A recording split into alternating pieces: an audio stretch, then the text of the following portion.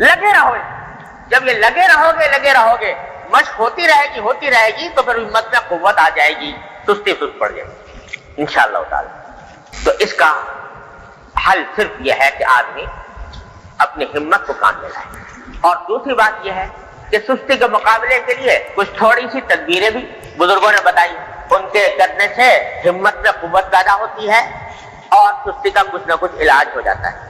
وہ کیا ہے کہ سستی کا ایک علاج یہ ہے کہ آدمی یہ تصور کرے, اس وقت کسی ایسی بات کا تصور کرے کہ جس سے وہ سستی دور ہو جائے.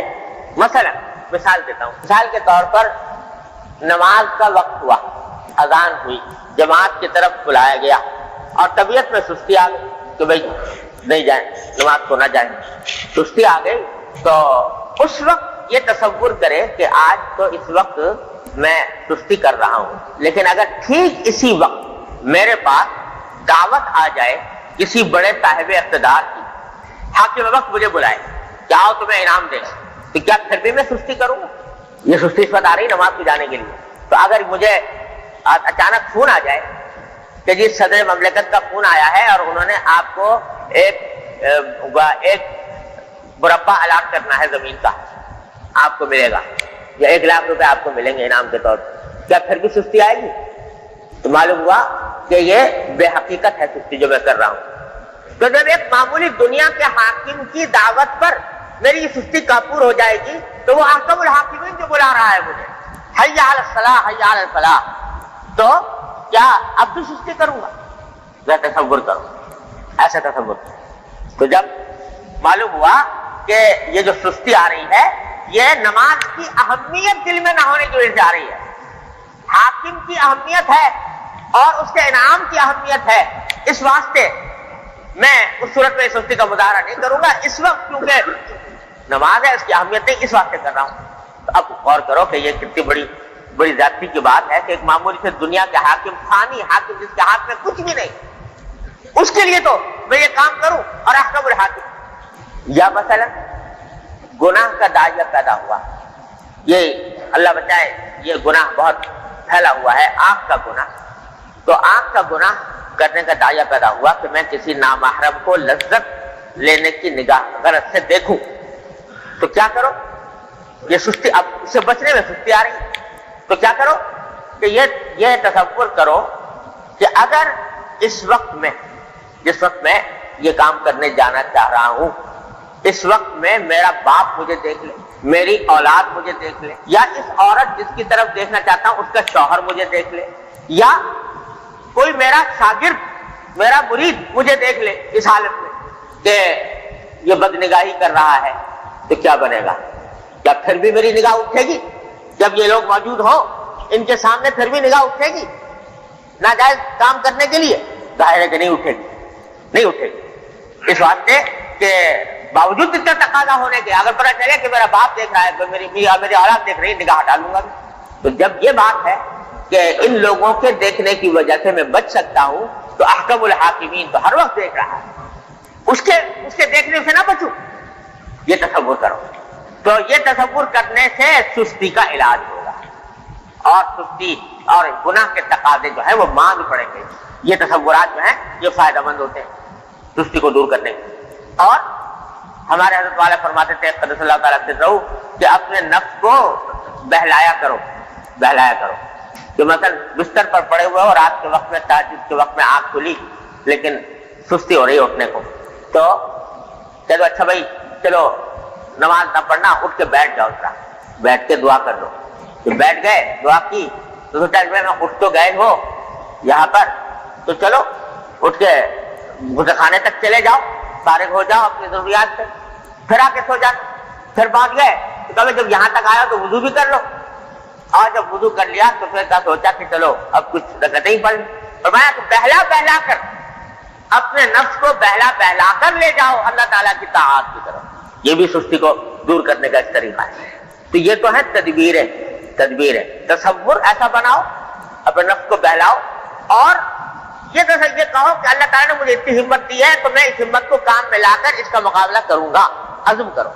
اور چوتھی چیز اللہ سے دعا مانگو, اے اللہ مجھے اس سستی سے بچا لیجیے، اس گناہ کے دائیں سے بچا لیجیے۔ مانگو، 4 کام کرو اور کرتے رہو تو انشاءاللہ یہ سستی دور ہو جائے گی۔ تو پہلی چیز جس سے پناہ مانگی نبی کریم صلی اللہ علیہ وسلم نے وہ ہے اللہم انی اعوذ بک من الکسل، اے اللہ میں آپ کی پناہ مانگتا ہوں سستی سے، واعوذ بک من الجبن، اور میں آپ کی پناہ مانگتا ہوں بزدلی سے۔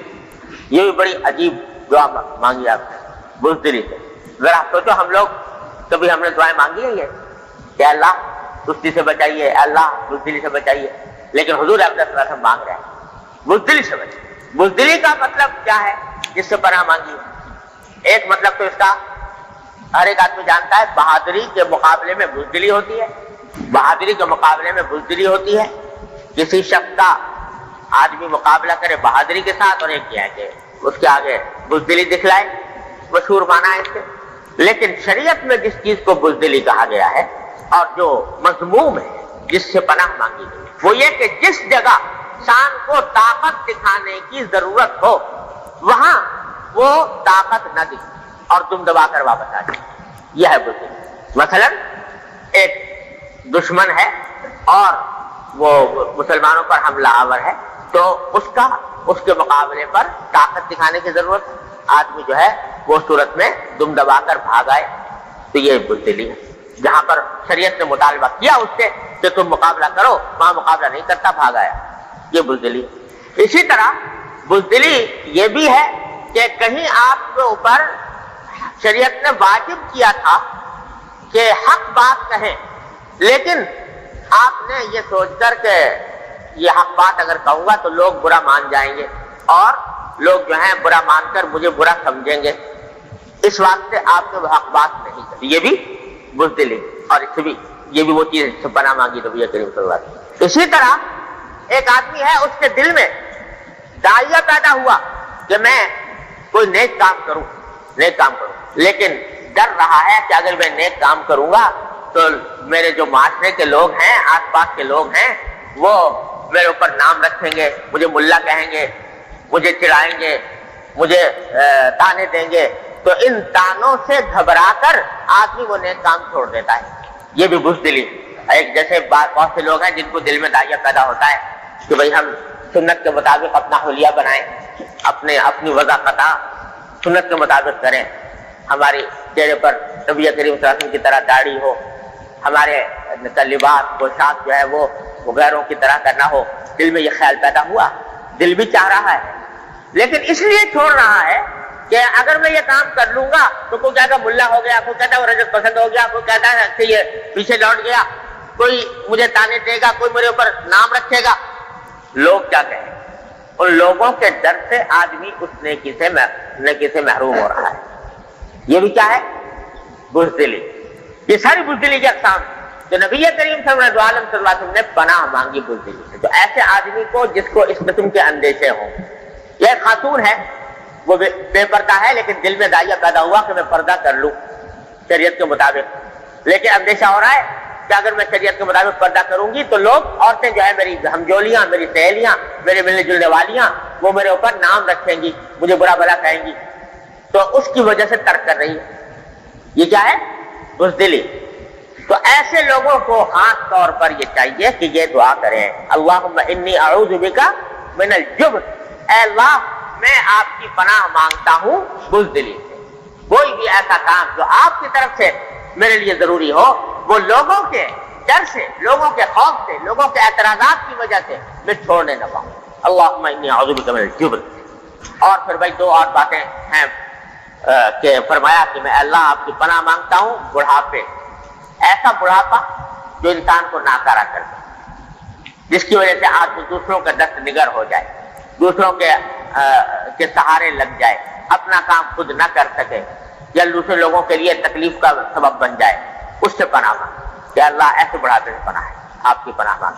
وَأَعُوذُ بِكَ مِنَ الْبُخْلِ، اور بخل سے پناہ مانگی کہ اللہ میرے مال کا جہاں خرچ کرنے کی ضرورت ہے وہاں خرچ کرنے سے میرے دل میں رکاوٹ پیدا نہ ہو اور میں اس کو صحیح جگہ پر خرچ کروں۔ یہ چار دعائیں ہیں، چار چیزیں ہیں جن سے نبی کریم صلی اللہ علیہ وسلم اس حدیث میں پناہ مانگی ہے۔ اللہ تبارک و تعالیٰ اپنے فضل و کرم سے رحمت سے ہم سب